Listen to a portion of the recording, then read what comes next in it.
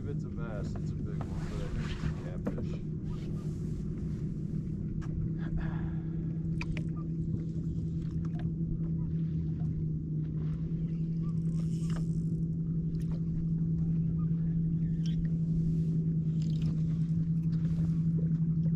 Oh, it's a big bass.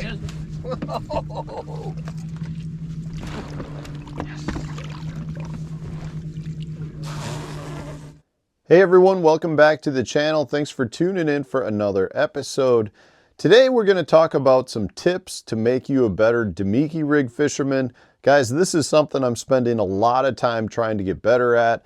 So I'm on the water doing it, and I'm also talking to some of the best Damiki rig fishermen out there to try to gain some tips and some helpful information from them. And from everything I've taken in, I want to share with you guys a handful of tips to make you a better Damiki rig fisherman as well.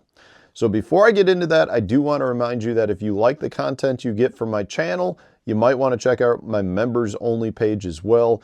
We do additional monthly videos, a monthly live stream. You have direct access to me. So go to the home page for my YouTube channel, click the join button, and you can find out all the information you need there.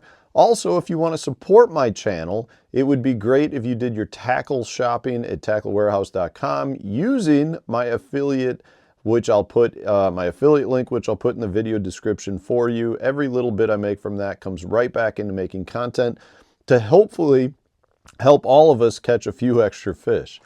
All right, so let's talk about the Damiki rig. We've seen how powerful a tool this is, but I can assure you it's not as simple as just cast at the fish and wait for the fish to bite it. There are a lot of things that the top level Damiki rig fishermen are doing to increase the odds of them catching more fish. So that's what I want to talk about today, because these are things that I've had to learn, and I'm hoping to share them with you guys to make you a better angler as well. Today's video is brought to you by the Deep Dive app, which will help you select the best fishing places in the lake with features like the lake level, the current flow, the top baits tool, which will help you select the best baits for certain locations throughout the lake. Whether that's a clear water, stained water, dirty water, it'll choose the best bait for that location, provide you with all the information like what structure, what retrieve, different reel, all of the information that you need to catch the fish. This is in the app. The cool part about this app, though, is it's not just based on areas. It does provide you with specific tournament winning data that has been collected to help you figure out your best choices for baits and locations for whatever region of the lake it is that you want to fish. On top of that, not only does the app provide you with best locations, it gives you water clarity as well. So maybe you're on a lake like Lake Eufaula, where there is a bunch of different water clarity located throughout the entire lake. This will help you identify the clearest portions as well as the dirtiest portions of the lake. Plus, the Deep Dive app has now added the wind effect map, which is going to take all of the different wind conditions for the past couple of days and show you what banks on the lake are being hit the hardest. They also have inflow points that show you different places throughout the lake where your water is being flushed into the lake through different ditches and creeks and rivers, providing you with high percentage places to fish and letting you know what parts of the lake are going to be the best areas after a rain. Check out the Deep Dive app to help you become a better angler.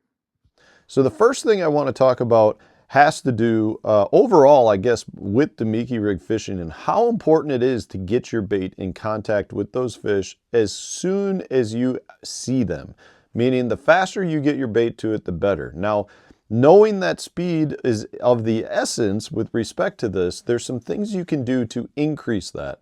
The first has to do with your bait choice. So not necessarily jig head, but your bait itself.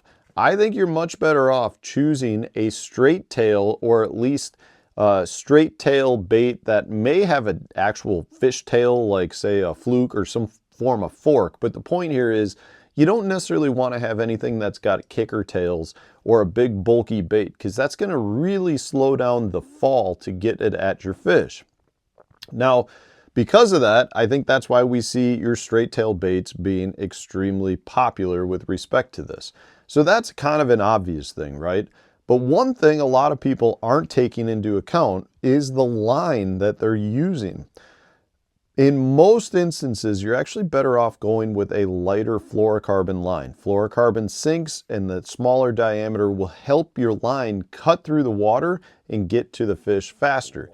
Now, I say that with a little bit of a caveat, because you want your line to get you to the fish, but you also want a heavy enough line that helps you suspend your bait when you get it down to those fish.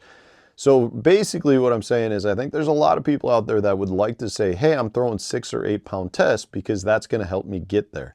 Well, ideally it will help you cut through the water, but I want you to recognize how important the line is. So a lot of people are using a braid leader or a braid main line with actually a shorter leader because the braid tends to want to float and stays a little bit higher up in the water column. Now there's a few different thought processes on this, but generally speaking, I think you're better off going with a little bit heavier leader than maybe you normally would, but at the same time using a line that will keep your bait higher up and therefore not cut through. So for me, what I'm finding to be successful is using a thicker braid. Generally, I'll throw like a 10-pound braid main line, but in this case with a Damiki rig, a lot of times I'll actually go up to more like a 30 or 40 pound because that's thicker and that won't sink and cut through the water quite as well.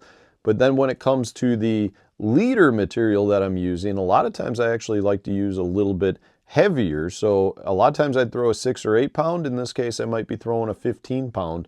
That will help get the bait and pull the main line down to where those fish are at.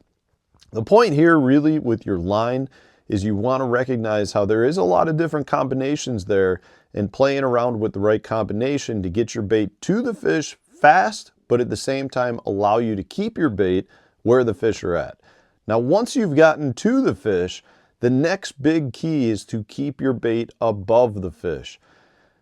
Generally speaking, the fish will always want to feed up. So don't let your bait fall past the fish. Once you get it to the fish, try to keep it suspended above the fish. So that's a very important thing to keep in mind. If you let it go too far, generally speaking, they're not going to follow it down, and you end up getting a lot more followers than fish that commit. You keep it above them, generally they'll come up and show more interest, more successful interest, meaning you'll get more bites out of those fish. Now, once you've gotten it there, you say, well, how do I keep it there? Well, one of the keys, and you see this with most of the top level Damiki rig fishermen, is once they get their bait down there, they'll actually start almost violently shaking their rod tip. And the reason they're doing that is not just to give action to the bait. Yes, if you shake the rod and shake your line, you might get some tail movement, but it's really to create a little bit more rolling motion to help the bait stay above the fish. The more you twitch it and pop it, the more the bait will actually want to suspend and stay in place, which is where you need that bait to be to get that engagement from the fish. So that's definitely another thing to take into account.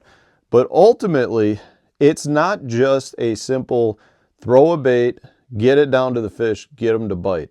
There's a lot more that goes into it, from your bait selection, even your jig head selection, to your line that you're using. Once you get it there, you want to keep the bait above the fish. And there's a couple of ways to do that just by shaking your rod tip and definitely creating some additional movement. But if you can master all of those, along with putting the bait, making the right cast and putting the bait where you need it to be, you're going to generate a lot more strikes. These are just little things I've learned, things that are definitely generating strikes for me.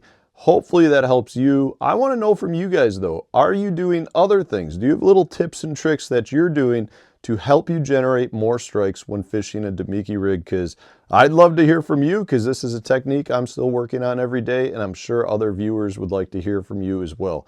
So thanks for watching, guys. If you enjoyed today's video, hit the like button, subscribe to the channel if you haven't done so already. Stay tuned, we'll have a new video coming out tomorrow.